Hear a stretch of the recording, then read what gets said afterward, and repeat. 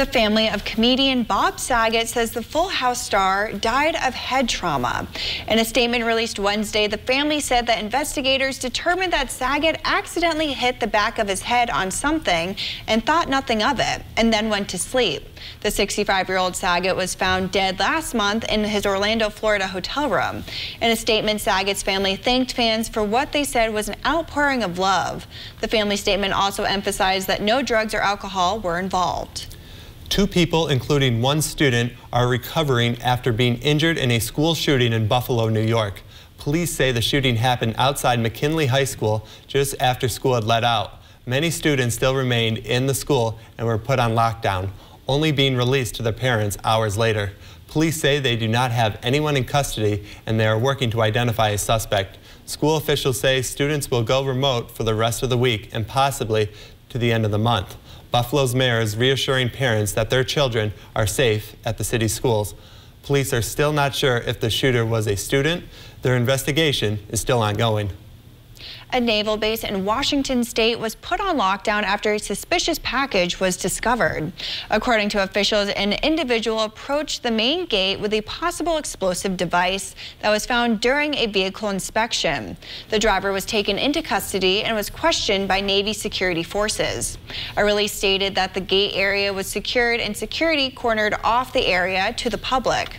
Military dogs conducted a sweep of the vehicle and surrounding area.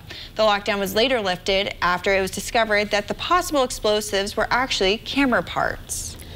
Spikes in violent crimes such as carjackings and police shootings are prevalent nationwide, with recent upticks in big cities. It is an issue that divides lawmakers and many Americans in search of solutions. NBC's Bree Jackson spoke with a senior White House advisor about the Biden administration's crime prevention strategy. Another day, another deadly shooting. In Washington, D.C., police say a stray bullet struck and killed a woman as she sat inside a car Wednesday. The individuals who were in the car, these were not the intended targets. The shooting, a sign of a nationwide spike in crime. According to the Council on Criminal Justice, homicides rose 5% in major cities last year compared to 2020.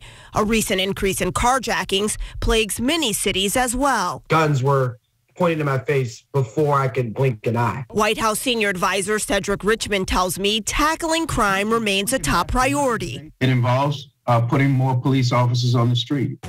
In New York alone, more than half a dozen police officers have been shot in the city this year. Republicans argue calls to defund the police are partly to blame. We know that anti-police culture wars invite more crime. On Capitol Hill, lawmakers agree more must be done to protect communities, but their plan to do so differs. The crime that we are seeing surging across this country is a direct result of Democrats' soft-on-crime policies.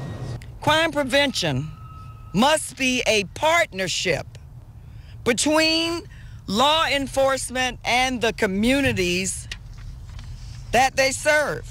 White House officials insist the administration is focused on investing in law enforcement while holding police accountable. We have not given up on the fact that we need to have police reform. Public safety, a key issue heading into midterms, both parties hoping to convince voters they'll keep communities safe. In Washington, Bree Jackson, NBC News.